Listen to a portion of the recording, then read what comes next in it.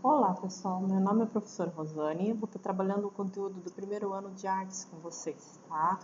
Então lá na apostila vocês têm o conteúdo de artes e aí a gente tem que começar esse conteúdo entendendo que a arte ela sempre está ligada com a história, não tem como a história abandonar a arte e a arte abandonar a história. Muitos fatos históricos, eles têm contribuições dentro da arte. Vamos citar um exemplo dentro do Brasil. Semana de Arte Moderna foi a semana onde os artistas brasileiros despontaram no mundo e através disso surgiu a Bienal de São Paulo, outros tantos movimentos a partir dessa revolução. Quer dizer, eles romperam com o passado e seguiram para o futuro. Tá?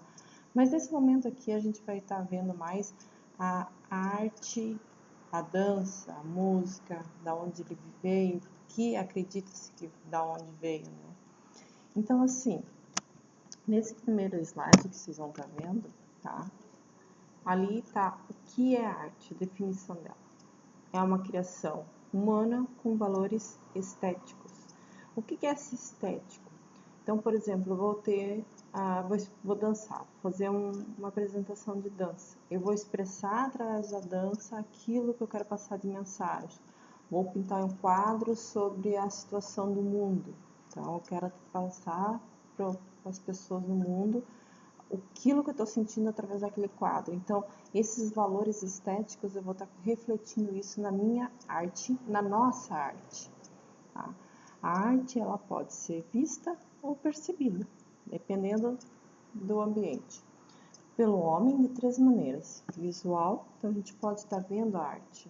Nós podemos estar observando, olhando um quadro, ouvindo uma música, ou vendo uma apresentação de teatro, aí entra nas mistas, né? A gente pode ouvir e ver ao mesmo tempo.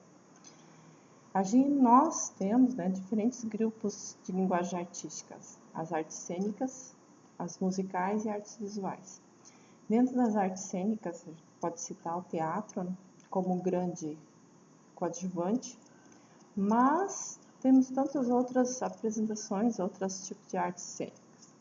Então, ali no próximo quadro, uma das artes cênicas que nós temos é a dança.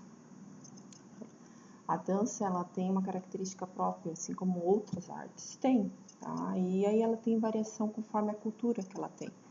Nós podemos citar nós da região sul, temos bastante influência gauchesca, temos muita influência alemã dos povos europeus, que é muito, muito forte na nossa cultura, e isso tudo faz com que a gente entre no contexto histórico.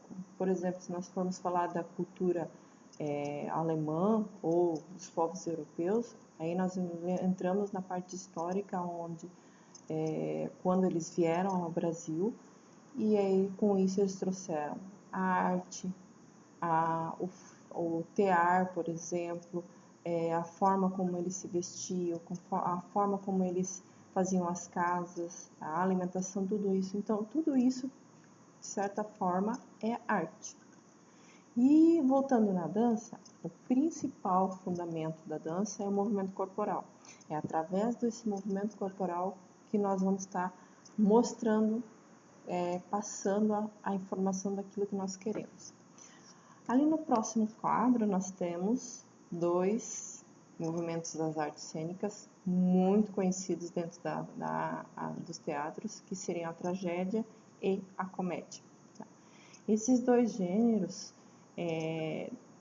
vieram lá, deram origem, e eles vieram lá do Ocidente, se acredita, mais ou menos no século 7 a.C., lá na Grécia. A tragédia e a comédia é muito interessante em alguns momentos históricos, porque, por exemplo, determinado rei vencia o rei vizinho, tá? Aí lá tomava terra do vizinho lá, e aí, para ele comemorar, ele pedia para que as pessoas do teatro fizessem uma apresentação teatral onde teria a tragédia e a comédia. Tá? A tragédia, o vizinho perdendo a guerra, e a comédia, o rei que ganhou, se vangloriando. Então é muito interessante isso, essa tragédia e comédia. Tanto que tem ali no quadrinho, ali tem uma máscara rindo e a outra chorando. E é bem esse contraponto, tá? Ou é trágico ou é cômico. É muito próprio desse momento da história. No próximo quadro, nós temos a outra forma de arte, música.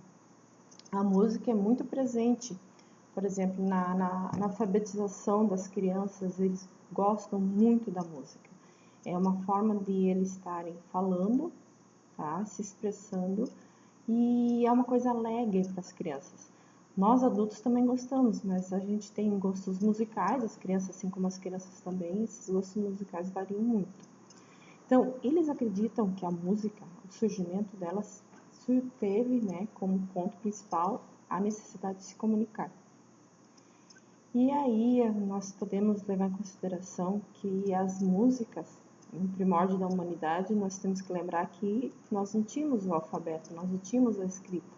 E esses cantos musicais, essas músicas, elas eram transmitidas por tradição oral. Então, eles passavam de pai para filho, de filho para neto, e assim ia, né, para neto, e assim, conforme as gerações. E essa tradição oral, ela em algum momento pode acabar se perdendo. E quando é escrita é mais difícil, tá? Mas era o momento da história que era o que tinha para ser feito. Aí, eles acreditam, tá, que a música, eles têm uma definição mais abrangente, que a música ela não é só feita de sons, ela também é feita de silêncio. Tá? Essa é uma definição um pouco mais ampla que eles têm, abrangente da música. No próximo quadro, vocês têm ali também sobre a música, nós temos algumas descobertas arqueológicas, tá? E acredita-se que esse hino, o Rita que eles acharam, número 2, mais ou menos há 1300 anos antes de Cristo, seja o primeiro registro gráfico mais antigo de um canto. E eles acreditam que isso ali era utilizado em alguma cerimônia religiosa ou coisa parecida. Tá? E ele foi gravado numa placa cerâmica. É muito comum nesse período da história, nós não temos, como hoje nós temos, é normal para nós termos papel, caneta. Nesse momento da história, eles usavam normalmente placas de barro, escreviam com uma cunha, então a gente entra na escrita cuneiforme, e aí eles escreviam isso e depois esperavam secar e guardavam. Só que eram placas muito grandes, então poderia, com o tempo elas eram guardadas e muitas vezes elas poderiam acontecer de ser perdidas. A música, tá? Continuando ali. Na Idade Média, os cantos faziam parte do culto cristão desde os primórdios do cristianismo. E desenvolveram uma forma, uma espécie de melodia, o canto-chão. Tá? É muito, muito forte, tá? Dentro do cristianismo a música. Isso qualquer religião também, mas dentro do cristianismo. E aí essas melodias, elas eram próprias, apropriadas para a religiosidade. Tá? Elas faziam parte da vida das pessoas, porque a religiosidade passou no momento da história ali também, vai ser muito mais presente. Tá? Dentro do Brasil, qual foi a contribuição musical dentro do Brasil? Tá? Eles falam, e acreditam que sim, que as primeiras pessoas a fazerem música no Brasil foram os índios. Tá? E aí, com a chegada dos portugueses aqui no Brasil, nós começamos a ter desenvolvimento de novos estilos musicais, novas formas musicais, né? Passaram a fazer parte dessa cultura. Então, por exemplo, nós temos muito forte dentro do nosso país a festa junina, folia dos reis em algumas regiões do país, o carnaval muito presente em algumas regiões também. Tá? Mas isso tudo foi com o decorrer da história, não aconteceu de ontem para hoje. Tá? Foi um desenvolvimento histórico muito grande. Tá? Outra coisa que desenvolveu muito no Brasil foi a cultura africana. Por ela ter um forte compasso, ela ser uma coisa marcante, tá? E aí, por ter os instrumentos próprios, ela ficou muito bem marcada dentro do Brasil. Pode-se lembrar da capoeira, do berimbau, aí nós temos a cuíca, o tambor, tantos outros instrumentos que a influência da música africana deixou dentro da cultura brasileira. Outra coisa que vocês têm lá nas apostilas são a tal das iluminuras. O que é essas iluminuras? Até tem um desenho ali de uma letra bem grande, a letra S ali no desenho. E o que era essa iluminura? Monges católicos faziam pinturas minúsculas minuciosos, decorativos ou representativos, usados de letras iniciais dos textos e ao redor deles na página.